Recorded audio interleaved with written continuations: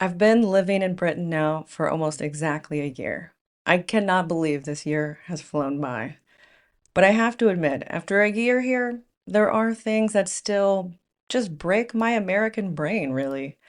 And it's not the obvious things like driving on the other side of the road or the accents, because now I'm the one with the accent, which is kind of fun to think.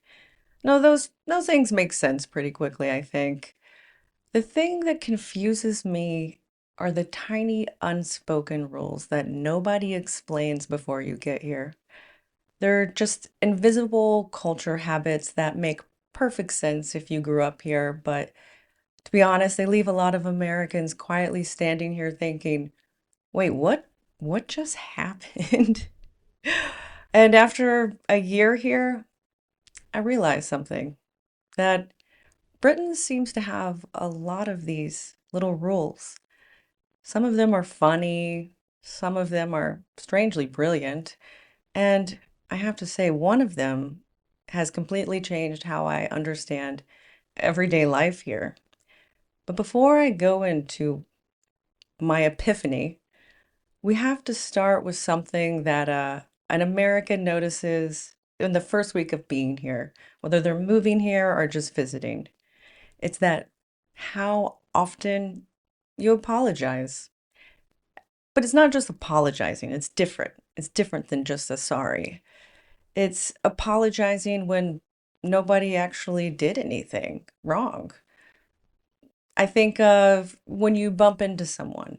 If you do that in America, usually one person apologizes and you move on. But in Britain, you both have to apologize and profusely. If you bump into someone, they say sorry, you say sorry, and then somehow both of you just keep apologizing again and again until you eventually move out of each other's way. And it sounds more like a polite apology feedback loop. But the funniest part is when someone apologizes to you for something that was clearly your fault. My American brain just kind of freezes on that one, because suddenly you're in doubt and second guessing who's supposed to apologize for things and when do you stop apologizing. And yeah, it just, I love it. I've learned I just need to say sorry no matter what and move on, no matter what the situation is. It really is a social equation that no one explains to you until you're just thrown in the thick of it. But I think the politeness here is even more impressive than the Deep South. Because if you want to see true social organization here, you also need to witness something called the British queue. It's it's the most organized way of what we call in the States of lining up, but you guys do that completely different. Now, like I said, we have lines in America, but British queues are something else entirely. They're almost invisible. Yeah. We walk into a shop and you think nobody is waiting, and then suddenly there's five people quietly forming a queue, and it started somewhere actually behind you and you didn't even realize.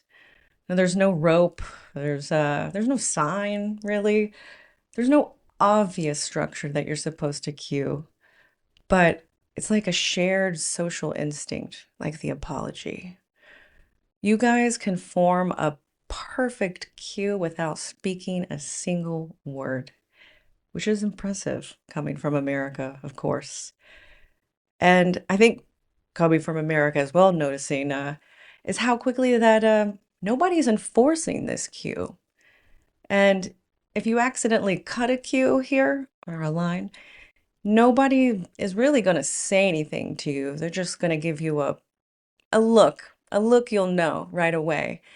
I think the best way to describe it is the equivalent of the bless your heart like you get in the South when you do something that people are not approving of that. The whole room just silently kind of judges you if you don't follow these unwritten cue rules. But there's one thing, I mean there's I guess I keep saying one thing, but there's just more things I'm thinking of. There's another thing that I've noticed here and it's how much you talk about the weather. Now, before moving here, I've seen plenty of British movies, TV shows, see the jokes about weather, but we assume they're kind of an exaggeration. But boy, they are not. And for a place without tornadoes and pretty temperate weather, I kind of love how much the weather is the topic here. It's not just small talk, it's really like a national discussion topic. People discuss the rain, the possibility of rain, the threat of rain, the strange way it rained this morning but cleared up by afternoon and now it's sunny. And the fascinating thing is that no one seems to tire of this conversation. And it's not a short, like casual conversation. We can talk about the weather forever. And I actually also, again, love this. Maybe that's why I really am feeling weirdly fitting in here, I feel like, more than I did in my home place. But I obviously talked about the weather a lot in Kentucky growing up with tornadoes, and there's a lot to talk about it. But you guys don't just acknowledge the weather. You analyze the weather, you speculate tomorrow's weather forecast, and we all know checking the app is rather pointless because in 4 hours it's not even going to be the same forecast. And I think that is the most confusing part about the weather is that it's not that bad, but we all love talking about it. I think another thing I've noticed here is what I would call the British understatement. You know, in the United States, if something is good, we would say, this is awesome, this is fantastic, this is incredible. But over here, something being excellent might just be described as not bad or quite good, which is confusing, especially after living in Southern California where we are, everything's radical and awesome and rad.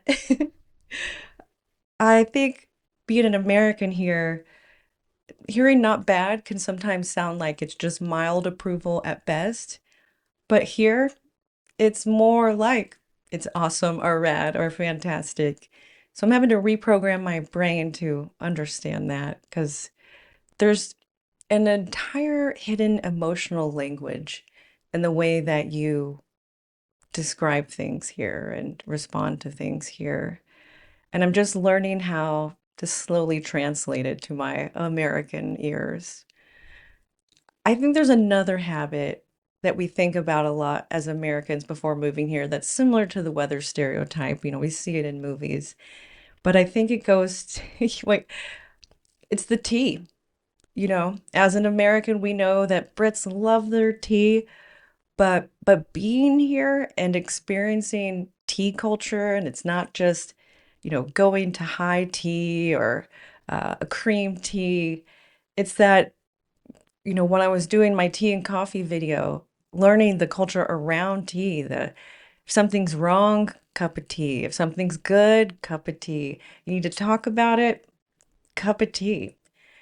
Tea in Britain, it's truly a reset button to whatever is going on in your life, and it's something that you all seem to love to share with each other. And I love that about the tea culture here. I think it's it's strangely comforting to have a cup of tea with somebody. But tea also isn't the only social thing I've noticed that is a way that life works a little differently here. And I would say the way your local communities, because you have more of a walking culture. So there are places you can just walk by or walk to often and stop in. Whereas in the States, that's really like something you would have to drive to be a regular. And I'm talking about the pub. I love pubs. If you've been following me on this channel for a while, I've been making it a mission to stop in every historic pub that I can, trying to find out the history about it. But I love that when you go into a pub here, one, again, you don't have to worry about the driving part, so it's easier to go have just a pint and hang out. But you go and you realize that it's not just a bar like a bar would be in the States, but this is truly a community gathering center where You might see regulars, you might see someone with a dog, or it might be where you go get Sunday roast every week. It's it's really a comforting thing. I always want it. Your local dive bar is the closest you get to the States, but it's just not the same. It's an indescribable feeling, really. I think also in reference to the pub and driving and having to walk, the way that you guys describe directions, and boy, am I happy to have my Apple Maps because I would probably be lost just trying to translate directions. Because when I ask someone how to get around here, especially if they're, a local to the area, not new just like me, they'll say something like, "Oh, go down the street where that old bakery used to be, take a left, and then once you see the old like church over there, take a right, and then go behind that alley, and you'll be able to see where you're going." And I'm just trying to think of, well, what about the road signs? What are the road signs? What's the name of the streets? That's another thing I've noticed here is in the States, your street signs are very clearly on the corner on their own pole, whereas here, street signs could be on somebody's house. They're over there, they're way up high on the second level, first level. That's another thing I've had to switch up ground level, first level, second level, flipped in the States.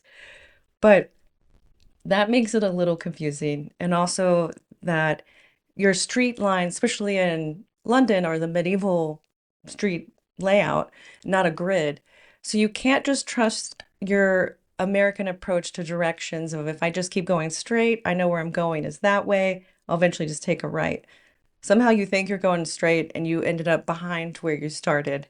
So it's very important that you listen to these directions and very important that you probably download a map until you get used to knowing when I see that park, that it's where I'm almost to the pub that I'm trying to get to. Or if I see that arch by the bridge, I know that, okay, it's just a little bit that way.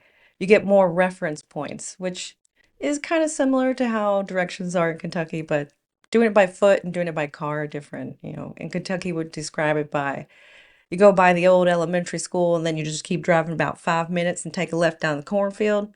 Then you know you got Becky's house you're trying to get to. And yeah, that doesn't really make sense when you think about it in hindsight, when you give someone directions by the time that it takes to drive, because, well, how fast are you driving? There's a lot of variables. But overall, I can't believe it's already been a year. I've seen and done so much in this year. And I have to say, it's truly been one of the best years of my life, even with all the craziness of getting settled in a new world. New old world is really the best way to describe it. I I wanted to ask you, what are some of the cultural things that you do every day that you didn't even realize was a cultural habit until someone else pointed it out? Or what are some cultural habits that you think are strange that us Americans do? I really would appreciate if you let me know in the comments below because I'm incredibly active in the comments. I look at it as more of a message board because I'm an old school internet nerd and I love actually being able to just talk to everyone. I actually will have a gift for you guys in the next video, and I'm compiling a lot of footage of all the places I have seen in the past year and digging into some specific locations on top of that. So I appreciate you guys all being here. And if you can do that little like, subscribe, the little hype button if you see it. And until next week, I'll see you in the next one.